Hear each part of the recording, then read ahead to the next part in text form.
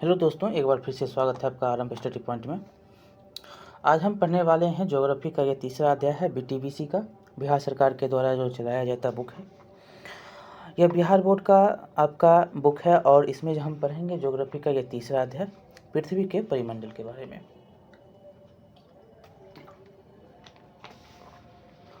और इस अध्याय में हम जानेंगे समताप मंडल, बहिमंडल और पांचों मंडल के बारे में इस अध्याय में अध्ययन करेंगे। और जैव मंडल, वायुमंडल, इन सारे बातों को हम इस अध्याय में हम अध्ययन करने वाले हैं। तो चलिए शुरू करते हैं। पृथ्वी के परिमंडल के बारे में क्या लिखा गया है। लिखा गया है कि अध्यापिका ने कक्षा में बच्चों से बात करते हुए पूछा, क्या आप यह बता सकते हैं कि हम जिस ग्रह पर निवास करते हैं वो क्या कहलाता है? जहाँ पर आप रह रहे हैं वो क्या कहलाता है? चंदन ने बताया, जिस ग्रह पर हम रहते हैं उसका नाम क्या है? पृथ्वी। आप 8 ग्रह के नाम आपको याद होंगे, हमने बहुत ही बार उसका जो है रिवाइज करवाया है और आपको पता होगा कि हम जिस ग्रह पर रह रहे हैं उसका क्या नाम है। क्या नाम है? पृथ्वी।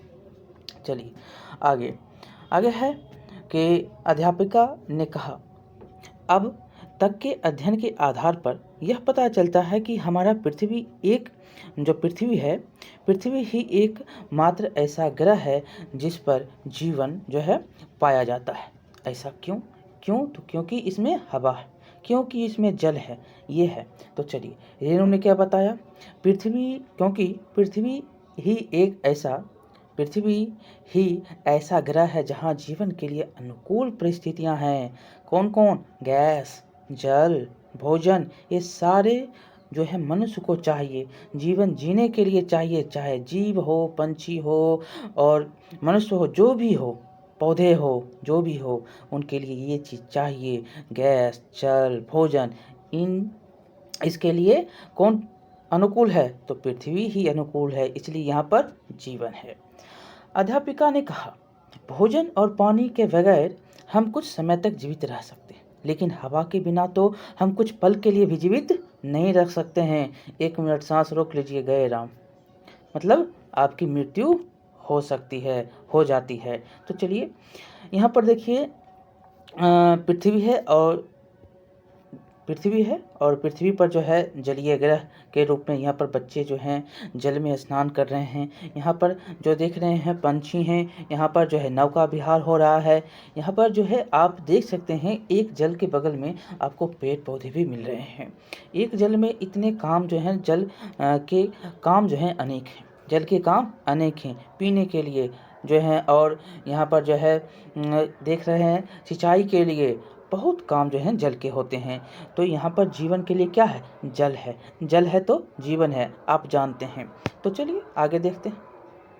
देखिए, जहाँ भी इन तीनों चीज़ों में से किसी एक चीज़ की कमी है वहाँ जीवन संभव नहीं है। कौन कौन से 3 चीज़ हैं? वो कौन से 3 चीज़ हैं बताइएगा आप। पहला कौन सा? जल। दूसरा वायु। तीसरा भोजन। ये 3 चीज़ जो हैं एकदम संभव है, तभी होगा आपका जीवन संभव। ये तीनों चीज़ आपको होना जरूरी है, तभी आपके जीवन होंगे, अन्यथा नहीं होंगे। देखिए, चंद्रमा और अन्य ग्रहों पर हवा और पानी नहीं है। क्या है? चंद्रमा और अन्य ग्रह पर हवा और पानी नहीं है और इसीलिए यहाँ पर जीवन नहीं है। क्वेश्चन बहुत बार पूछा गया है। क्वेश्चन है कि चंद्रमा पर जीवन क्यों नहीं संभव है? क्यों नहीं है? क्योंकि वहाँ पर हवा और पानी नहीं है। देखिए, तीनों चीज़ों की उपस्थिति के कारण ही जो है हमारी पृथ्वी पर जीवन हो पाया है। तीनों चीज़ जो हैं कहाँ पर उपस्थित हैं? पृथ्वी पर, और इन्हीं के कारण जो है पृथ्वी पर जीवन संभव हो पाया है। आप यहाँ पर जीवन को देखते हैं तो हमारी पृथ्वी पर जीवन पाया जाता है, ये लिखा गया है। इसीलिए पृथ्वी सभी ग्रहों में अद्वितीय है और पृथ्वी क्या है? सभी ग्रहों में अद्वितीय है। अब देखेंगे जलमंडल। जलमंडल क्या है? जलमंडल तो एक बार चंदन, विकास, ललन, रेणु और अशोक अपनी अध्यापिका के साथ नाव में बैठकर गंगा नदी की सैर के लिए निकले। उन्होंने देखा, क्या देखा? उन्होंने कुछ जीव देखे। देखिए, इसमें आपको जीव देखने को जो मिलते हैं क्या है? यहाँ पर आपको मछली मिलता है, घोड़ा गलत, घड़ियाल, सांप, बकरी गलत, चील गलत, कबूतर नहीं, सोस और केकड़ा।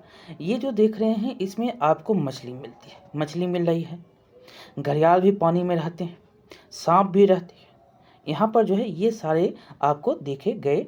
अगल बगल में आपको घोड़ा मिला है, दरियाई घोड़ा भी जो है, घोड़ा भी कुछ ऐसे घोड़े भी होते हैं जो समुद्र में रहते हैं। यहाँ पर गंगा की बात कही गई है, तो ये बात आपको याद रखना है। मछली को देखता है। आगे देखेंगे, कुछ बगल में पेड़ पौधे भी नजर आते हैं। क्या है? रेणु ने कहा। रेणु बोलता है, मुझे एक पौधा दिखाई दे रहा है। विकास ने पूछा, पानी में पौधा कैसे नजर आएगा? आप पौधे के बारे में पढ़ेंगे, जो जलीय पौधे होते हैं वो पानी में होते हैं।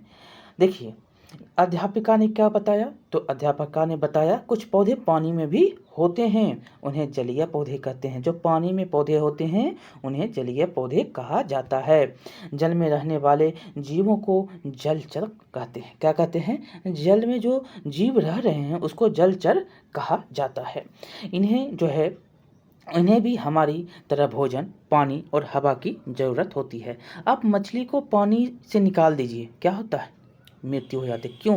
क्योंकि उसकी जो पानी जो सांस ले रहा है वो कैसे ले रहा है? तो पानी से।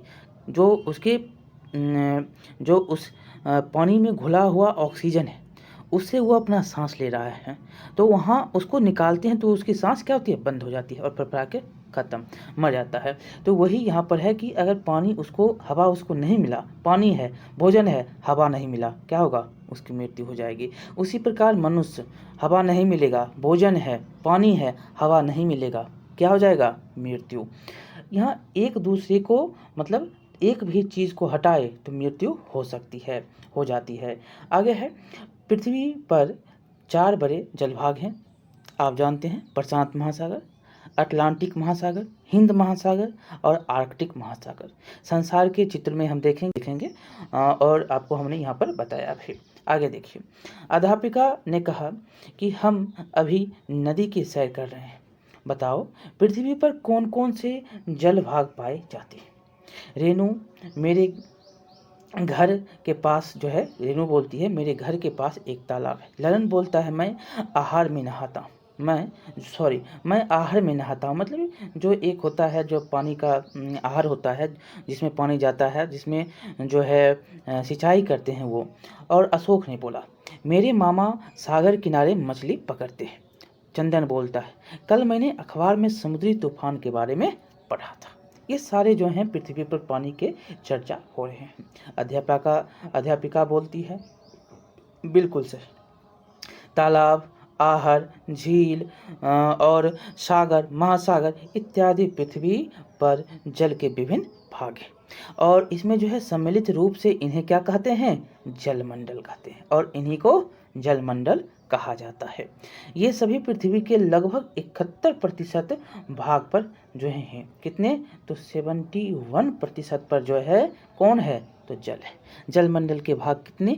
तो 71%। बहुत बार क्वेश्चन पूछे गए हैं। यहाँ पर कुछ दिए गए हैं, चित्र को हम देखिए, चित्र को आपको हम थोड़ा समझा देते हैं। देखिए, पहला विश्व का महाद्वीपीय एवं महासागर है, महाद्वीप 7 है। कौन कौन? एशिया, यूरोप, अफ्रीका, ऑस्ट्रेलिया, दक्षिण अमेरिका, उत्तरी अमेरिका। टोटल कितने? 7। यहाँ पर एक जो है आपको याद रखना है, यहाँ पर नीचे है एक अटलांटिका। आपको जो दिख रहा है महासागर, प्रशांत महासागर, हिंद महासागर, ये दक्षिणी अटलांटिक है, और ऊपर में जो उत्तरी अटलांटिक है, यहाँ पर है उत्तरी प्रशांत महासागर और ये दक्षिणी महासागर। नीचे ऊपर में देखेंगे तो आर्कटिक महासागर आपको मिलता है। ये एस आकार जो आपको मिल रहा है, ये उत्तरी अंटार्कटिक महासागर का चित्र आपको जो एस आकार में दिखता है। ये क्वेश्चन बहुत बार पूछे गए हैं। आगे यहाँ पर हम पढ़ेंगे जो कि 4 आपको महासागर मिल गए। एक दक्षिणी यहाँ पर दिया गया है, तो ये जो है अंटार्कटिका, ऊपर में आर्कटिक, और यहाँ पर प्रशांत, और यहाँ पर आपको हिंद महासागर। हिंद महासागर जो है भारत के नाम पर नाम पड़ता है इसका, हिंद महासागर।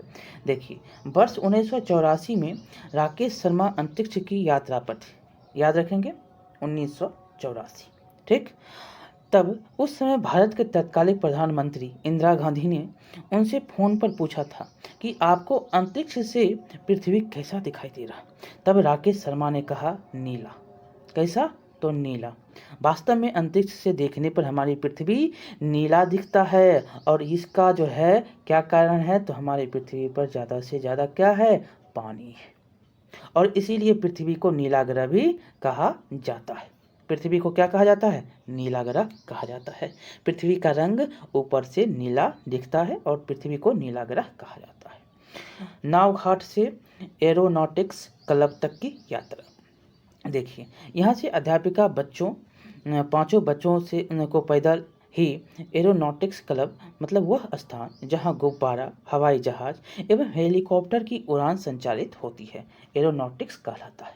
जहां पर गुब्बारा, हवाई जहाज, हेलीकॉप्टर उड़ान जो है वहां पर संचालित होती है, वहां ले जाती है। रास्ते में अध्यापिका ने बच्चों से पूछा, आपको यहाँ कौन कौन से जीव दिखाई दे रहे? चंदन ने बताया, गाय, बकरी, कुत्ता, भैंस।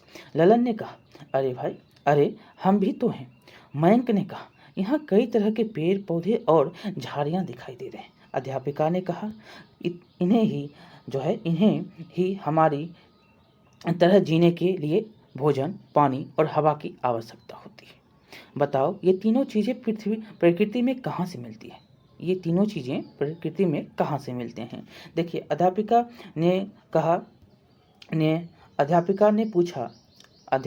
ने बच्चों से पूछा, जीव जंतु, पेड़ पौधे और जो है इसके अलावा आपको और क्या क्या चीज़ें दिखाई दे रही हैं? जवाब मिला, घर, कार, साइकिल, पत्थर, मिट्टी, पहाड़ इत्यादि।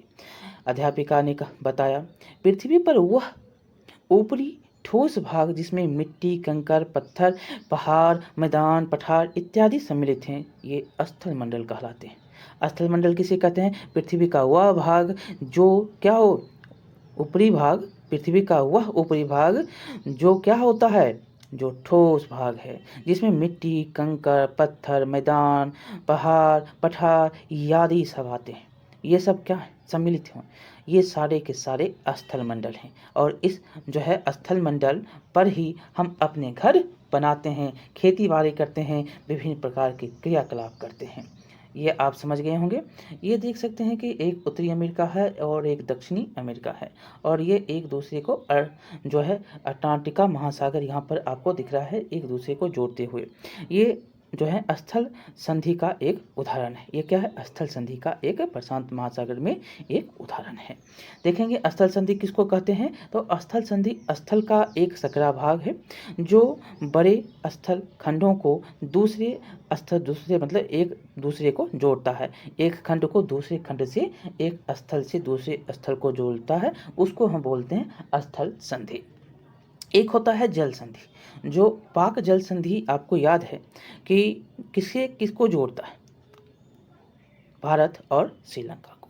देखिए, जल संधि पानी का सकरा भाग जो दो बड़े जल राशि जैसे समुद्रों तथा महासागरों को एक दूसरे से जोड़ता है, उसे जल मरुस्थल भी कहते हैं। जल डमरुस्थल भी कहा जाता है। यहाँ पर लिखा गया है कि जल डमरू मध्य भी कहा जाता है। यहाँ पर जल डमरू मध्य लिखा गया है, तो जल डमरू मध्य भी इसको कहा जाता है।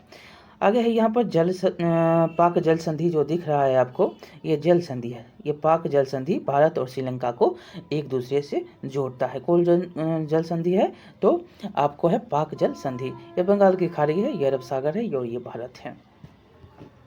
अब है जमीन से आकाश की ओर। एरोनॉटिक्स क्लब में पहुंचकर सभी बच्चे बड़े उत्साहित थे। एक बड़े गुब्बारे के साथ लगी टोकरी में फैलकर वे आकाश की ओर उड़ने लगे।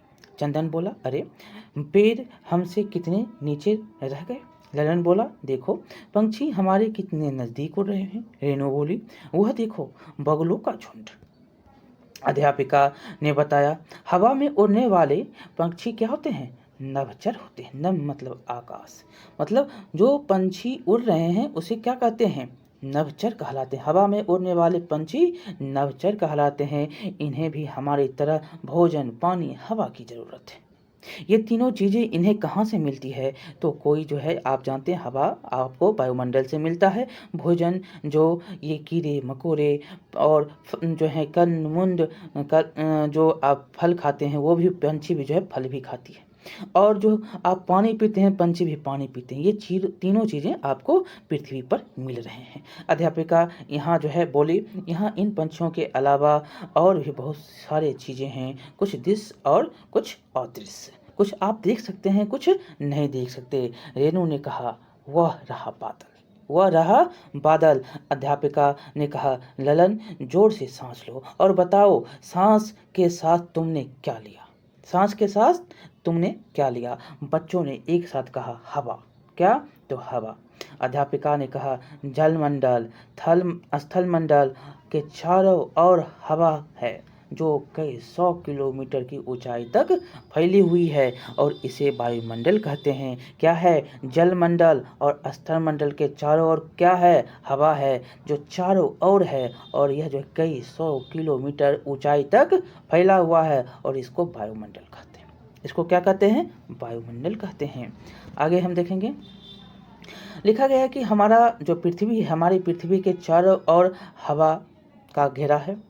इनमें अनेक प्रकार की गैसें का मिश्रण है। वायुमंडल में 3/4 से भी अधिक भाग नाइट्रोजन का है। कितना?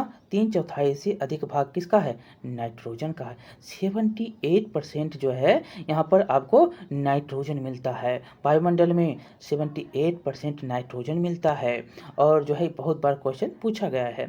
और उसके बाद देखेंगे तो ऑक्सीजन 21% मिलता है। ऑक्सीजन गैस भी हवा में मौजूद है जो सारे जीवों के सांस लेने के लिए ज़रूरत है। और यहाँ पर सांस लेने के लिए जो है ज़रूरत है क्या? तो ऑक्सीजन। और नाइट्रोजन जो होता है ये वृद्धि के लिए, पेड़ पौधों को वृद्धि के लिए नाइट्रोजन का गैस बहुत ही उपयोगी होता है। यहाँ पर देखेंगे कि हवा में 2 गैस के अलावा अन्य गैस भी होता है जो कि कार्बोहाइड्रेट है कार्बन डाइऑक्साइड है। क्या है? कार्बन डाइऑक्साइड है जो वनस्पतियों द्वारा अपने भोजन बनाने के लिए उपयोग में लाई जाती है। भोजन बनाने के लिए वनस्पति किसका उपयोग करते हैं? कार्बन डाइऑक्साइड का। कार्बन डाइऑक्साइड CO2 बोलते हैं और यह जो है किसके लिए? तो पेड़ पौधे वनस्पति के लिए जो है भोजन बनाने में उपयोग किया जाता है। इनमें थोड़ी मात्रा में जलवाष्प भी मौजूद रहता है। जलवाष्प भी इसमें मौजूद रहता है। वायुमंडल पृथ्वी पर जीवों के लिए बहुत महत्वपूर्ण है। इसमें जो है हम सांस लेते हैं। पेड़ पौधे अथवा जो है पेड़ पौधे अपना भोजन इसकी मदद से बनाते हैं। किसकी मदद से? तो वायुमंडल में जो जीव हैं पृथ्वी पर वायुमंडल जो है पृथ्वी पर जीवों के लिए क्या है? बहुत ही महत्वपूर्ण है और इसमें हम सांस लेते हैं। पेड़ पौधे क्या करते हैं? अपना जो है भोजन इसी की मदद से बनाते हैं। जब जो है हम जो सर्दी गर्मी महसूस करते हैं वो हवाओं के माध्यम से ही होता है। किसके माध्यम से? हवाओं के माध्यम से। ये हवाएं ही बादलों को गतिशील बनाती है जिससे वर्षा होती है। जिससे क्या होती है? वर्षा होती है। कौन? तो वायु बादल को गतिशील बनाता है। अब देखेंगे वायुमंडल में विभिन्न परतें होती हैं जो अलग अलग ऊंचाई पर पाई जाती हैं। परतों का नाम याद रखेंगे, शुरू से लेकर अंत तक आपको दे देता है कि आप एक लाइन से बताएंगे ऊपर से नीचे तक। और बीच में कौन होता है? बीच का बहुत ही क्वेश्चन पूछा जाता है। बीच का जो क्वेश्चन होता है देखेंगे तो एक आपको याद रखना है कि यहाँ पर 2 ऐसे यहाँ पर क्वेश्चन बनते हैं जो बार बार पूछा जाता है। एक समताप मंडल, एक क्षोभ मंडल। और एक जो होता है आपको जहाँ पर सैटेलाइट जाता है वो एक जो है क्वेश्चन यहाँ से बहुत बार पूछा जाता है। देखेंगे यहाँ पर एक है क्षोभ मंडल, समताप मंडल, मध्य मंडल, आयन मंडल और बहिमंडल। 5 हैं, याद रखिए। पहला क्षोभ मंडल जहाँ पर हम रहते हैं, दूसरा समताप मंडल, तीसरा मध्य मंडल, चौथा आयन मंडल, पांचवा बहिमंडल मतलब अंतिम का बहि, शुरू का क्षोभ, बीच का मध्य, मध्य मतलब बीच, ऊपर नीचे याद कर लीजिए, बीच में मध्य रहिए, ऊपर नीचे याद कर लीजिए। शुरू के धरती पर क्षोभ समताप, क्षोभ के बाद समताप, नीचे चल गए और ऊपर चलिए। ऊपर एक है बहि और एक है आयन, मध्य मंडल के बाद आयन मंडल, उसके बाद बहिमंडल, याद रखिएगा। चलिए देखिए इसमें जो है वायुमंडल की संरचना उसको देखेंगे तो यहाँ पर क्षोभ मंडल है। क्षोभ मंडल में एवरेस्ट आता है, पृथ्वी आता है, जो है जल आता है, सब कहाँ पे? क्षोभ मंडल। समुद्र कहाँ? समुद्र क्षोभ मंडल में। समताप मंडल में जो है वायुयान उड़ाया जाता है, जेट यान देख रहे हैं। ओजोन मंडल कहाँ मिलता है? समताप मंडल में। क्वेश्चन बहुत बार पूछे गए हैं। समताप मंडल में हवाई जहाज उड़ाया जाता है। ओजोन मंडल कहाँ मिलता है? तो आपको समताप मंडल में। देखिए मध्य मंडल, मध्य मंडल में आपको उल्का, कहाँ? तो मध्य मंडल में उल्का। और जो है उष्ण मंडल जो होता है, आयन मंडल जिसको बोलते हैं, उष्ण मंडल है। और अंतिम है आपका बहिमंडल, जहाँ पर उपग्रह छोड़े जाते हैं।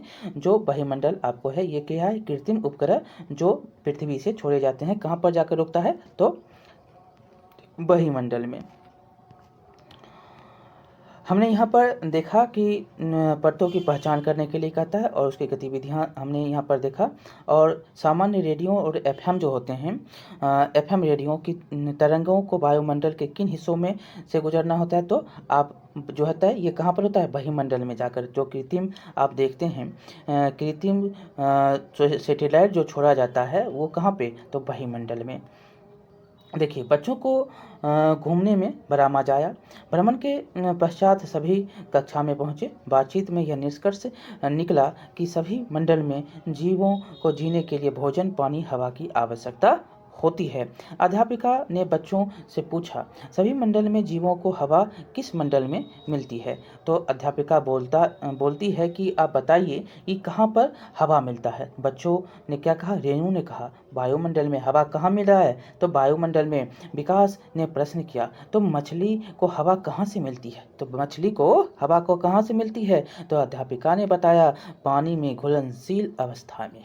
पानी में जो है हवा क्या होता है? घुलनशील रहता है। पानी में हवा घुलनशील अवस्था में रहती है और जिसका जल उपयोग करते हैं। जो जल में रहते हैं वही उसका उपयोग करते हैं। यहाँ भी वायुमंडल का, यहाँ भी जो है वायुमंडल का ये जल, जो यह भी जो है जल, आप देखते हैं कि जल में क्या है? घुला हुआ आपको हवा मिलता है। और इसी से मछली अपना जीवन यापन करती है। और जो है मछली हवा इसी से लेती है। जो भी जीव रहते हैं वो इसी से घुले हुए हवा से लेते हैं। यह हवा भी जो है वायुमंडल का ही हिस्सा है। अध्यापिका ने फिर पूछा, अच्छा बताओ भोजन जो है जीवों को किस मंडल में मिलता है? ललन, मैं समझ गया। भोजन पेड़ पौधों से मिलता है और पेड़ पौधे जमीन पर उगते हैं, जो स्थल मंडल का भाग है। क्या है? ये स्थल मंडल के भाग हैं। अगला क्वेश्चन, अशोक, परंतु जलीय पौधे क्या जमीन पर उगते हैं? अध्यापिका, जलीय पौधे की जड़ें या तो पानी में डूबी हुई भूमि से या फिर वे जल में उपलाती हुई रहती है। क्या होती है? जल में रहती है या जल के भूमि जो है वहाँ पे रहती है। और यह जल में घुली हुई मिट्टी तथा पोषक तत्व का उपयोग करती है। जो जल में घुला हुआ मिट्टी है, पोषक तत्व है, उसी का उपयोग करके वृद्धि करता है। अगला है ललन, अब हम समझ गए कि सभी जीवों की आवश्यकताएं भोजन, पानी, हवा, सभी जीवों को क्या है? भोजन, पानी, हवा की आवश्यकताएं हैं। ये तीनों चीज़ें स्थल मंडल, जल मंडल और वायुमंडल से मिलते हैं। किससे? तो भोजन कहाँ? तो स्थल मंडल से। पानी कहाँ? जल मंडल से। हवा कहाँ? वायुमंडल से। ये तीनों जो है हमको यहाँ पर मिलते हैं। अध्यापिका, हाँ, हमारी पृथ्वी पर जहाँ ये तीनों मंडल उपस्थित हैं वहीं जीवन पनपता है। यह जगह सीमित है, इसे जैवमंडल कहते हैं। यह क्या है? यह जगह सीमित है और इसे जैवमंडल कहते हैं। तीनों जहाँ पर आपको मिलता है, जो स्थल मंडल है, जल मंडल है, वायुमंडल है, ये तीनों जहाँ पर रहता है वहाँ पर जीवन है। और यह जगह जो है सीमित है। और यह जगह सीमित होने के कारण इसको जैवमंडल कहते हैं। उन्होंने चित्र दिखाया और कहा इस चित्र में जो है, चित्र के माध्यम से हम जैवमंडल की पहचान अच्छी तरह से कर सकते हैं और इसको हम समझ सकते हैं। देखिए आपको यहाँ पर एक चित्र दिखाया गया है। क्या है? ये जैव मंडल है। क्या है? ये जैव मंडल है। ऊपर में आपको आसमान जो दिखाई दे रहा है, ये क्या है? ये और ये क्या है? और ये क्या है? तो स्थल मंडल, जल मंडल और ऊपर में आपको वायुमंडल, जहाँ पर चिड़िया आपको उड़ती हुई दिखाई दे रही। ये क्या है? ये है जैव मंडल। ये है सारे आपको जहाँ पर मिल गए, यही जैव मंडल कहलाया। ये तीनों चीज़ मिल रहा है। स्थल भी है, जल भी है और ऊपर में आपका वायु भी है। ये देख रहे हैं जो आसमान में हवाई जहाज भी उड़ रहा है, ये क्या है? वायु है। ये तीनों का संगम जैवमंडल कहलाता है। रेणु, हाँ, यह चित्र देखकर यह समझ आता है कि पृथ्वी पर किसी भी मंडल का अपना स्वतंत्र अस्तित्व नहीं है। तीनों मंडल एक दूसरे में समाये हुए हैं। क्या है? तीनों मंडल एक दूसरे में समाये हुए हैं। हाँ बच्चों, अध्यापिका ने कहा स्थल पर नदियाँ, तालाब आदि हैं। मिट्टी में भी पानी, हवा घुली हुई होती है। वायुमंडल में जल वाष्प और धूलकण होते हैं। क्या होते हैं? वायुमंडल में जल वाष्प और धूलकण। मिट्टी में क्या होता है? तो जल और हवा जो होता है किसमें? तो मिट्टी में रहता है। और यहाँ पर देखेंगे तो जल मंडल में घुली हुई हवा और मिट्टी होती है। यहाँ पर वायु में आपको जलवाष्प, धूलकण और जलमंडल में घुली हुई हवा और मिट्टी। इस तरह से तीनों मंडल एक दूसरे में समाये हुए हैं। यह कहते हुए अध्यापिका ने कहा, चलो हम जो है जलमंडल, स्थलमंडल, वायुमंडल का चित्र कॉपियों में बनाते हैं। सभी बच्चे जुड़ जाते हैं क्या? चित्र बनाने में, जलमंडल और स्थलमंडल, वायुमंडल का चित्र बनाने में। यहाँ पर जो है कुछ क्वेश्चन है, हम देखेंगे। यहाँ से बहुत बार क्वेश्चन पूछे जाते हैं। जीवन पनपता है कहाँ पे? जीवन कहाँ पनपेगा? स्थलमंडल पे। कहाँ पे? स्थलमंडल पे। जलमंडल और जैवमंडल और जो है वायुमंडल। यहाँ पर ऑप्शन जो है चारों दिया गया है। अब बताएंगे कहाँ पर जीवन पनपेगा? जैवमंडल पे। यहाँ पर ये तीनों हैं, स्थल, जल और वायु। ठीक, कहाँ पे? जैवमंडल में। अब अगला देखेंगे, अंतरिक्ष में जाने वाले भारतीय थे। कौन थे? अशोक, राकेश वर्मा, अशोक शर्मा, रवीश मल्होत्रा। कौन थे? राकेश शर्मा। कब? 1984। और यहाँ पर जल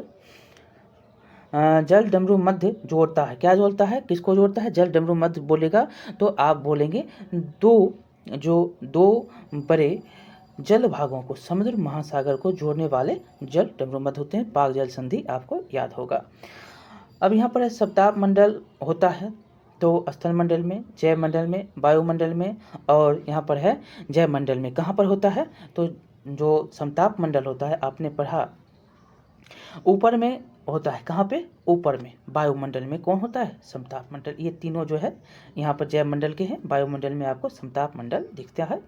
अगला खाली स्थान है कि स्थल का एक सकरा भाग जो दो बड़े स्थल भाग, स्थल मंडल जो है यहाँ पर स्थल भाग को, स्थलीय भाग को जोड़ता है, वो क्या कहलाता है? यहाँ पर आपको याद होगा जो स्थल का एक सकरा भाग जोड़ रहा है।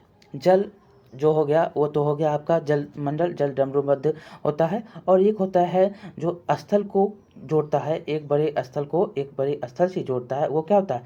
स्थल मंडल कहलाता है, स्थल मंडल। और यहाँ पर अटलांटिक में देखे थे कि जो उत्तरी और दक्षिणी अमेरिका को जोड़ता है। यहाँ पर अगला क्वेश्चन देखेंगे आपका दूसरा कि पानी का सकरा भाग जो दो, यहाँ पर फिर वही है जल जो है जल डमरू मध्य जो एक दूसरे को पानी में जोड़ता है। और तीसरा क्वेश्चन है कि चंद्रमा पर हवा और पानी नहीं होने के कारण क्या है? वहाँ पर जीवन संभव नहीं है। आप उत्तर यहाँ पर देंगे क्या है नहीं है। और यहाँ पर हमने सारे जो ऑप्शन का उत्तर था उसको हमने दिया। आपको ये चैप्टर कैसा लगा बताएंगे। बहुत ही सिंपल है लेकिन यहाँ से क्वेश्चन बार बार पूछता है, तो इसलिए आप यहाँ से ऐसा करके नहीं कि भाई बहुत ही सिंपल है, लेकिन एक कहानी के तौर पर आपको बताया गया, हर चीज़ को आपको समझाने की कोशिश की गई है। तो चलिए मिलते हैं अगले वीडियो में। बहुत बहुत धन्यवाद। आपको कैसा लगा बताएंगे, लाइक करेंगे, शेयर करेंगे और सब्सक्राइब करना नहीं भूलेंगे। बहुत बहुत धन्यवाद।